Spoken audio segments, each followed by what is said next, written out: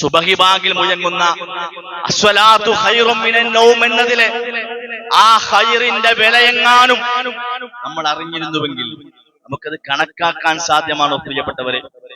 അതെങ്ങാനും നാം മനസ്സിലാക്കിയിരുന്നുവെങ്കിൽ പുതപ്പിനുള്ളിൽ ചുരുണ്ട് മൂടി കിടന്നുറങ്ങാൻ പ്രിയപ്പെട്ടവരെ നമുക്ക് സാധിക്കൂല. മുട്ടിലിയഞ്ഞിട്ടാണെങ്കിലും അവര് പള്ളിയിലെത്താൻ ശ്രമിക്കുമായിരുന്നു എന്ന പ്രവാചകൻ പറഞ്ഞത്. വലൗ യഅലമൂന മാ ഫിൽ അത്മതി വസ്സുബ്ഹി ലഅതൗഹുമാ വലൗ ഹബവ. ഇശാഇന്റെയും സുബഹിയുടെയും ജമാഅത്തിന്റെ പ്രതിഫലമെങ്ങാനും അവർ അറിഞ്ഞിരുന്നുവെങ്കിൽ മുട്ടിലിയഞ്ഞിട്ടാണെങ്കിലും ശരി അവർ അതിൽ പങ്കെടുക്കാൻ വരുമായിരുന്നുവെന്ന് നബി കരീം സല്ലല്ലാഹു അലൈഹി വസല്ലം. സുബ്ഹാനല്ലാഹ്.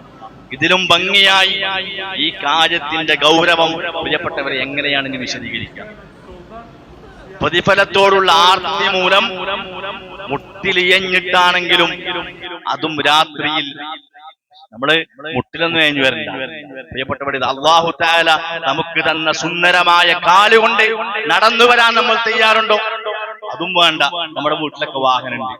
വാഹനമില്ലാത്ത ആരും വളരെ കുറഞ്ഞ ആളുകളിൽ ഇപ്പോൾ ബൈക്കോ കാറോ ഇല്ലാത്തവരുണ്ടാവുള്ളൂ. ഒന്നുമില്ലാത്തവരുടെ സൈക്കിളെങ്കിലും ഉണ്ടാവും. അതിലെങ്കിലും വരാൻ പ്രിയപ്പെട്ടവരെ നമ്മൾ തയ്യാറുണ്ടോ? പ്രവാചകൻ സല്ലല്ലാഹു അലൈഹി വസല്ലമ അന്ത്യനിമിഷത്തിൽ പോലും പറഞ്ഞ വാക്കെന്താ? മരണത്തിന്റെ കിടക്കയിൽ വഫാത്തിന്റെ സന്ദർഭത്തിൽ പ്രവാചകൻ പറഞ്ഞ വാക്കാണെന്ത്? ومن استطاع منكم أن يشهد الصلاتين العشاء والصبح ولو حبوا فليفعل. നിങ്ങൾക്ക് ആർക്കെങ്കിലും മുട്ടിലിയഞ്ഞിട്ടാണെങ്കിലും ഇശാഇനും സുബഹിക്കും പള്ളിയിൽ പോകാൻ കഴിഞ്ഞുവെങ്കിൽ അവനത് ചെയ്യട്ടെ.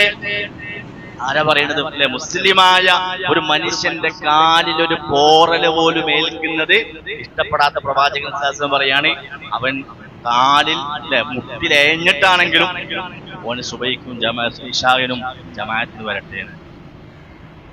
അകാരണം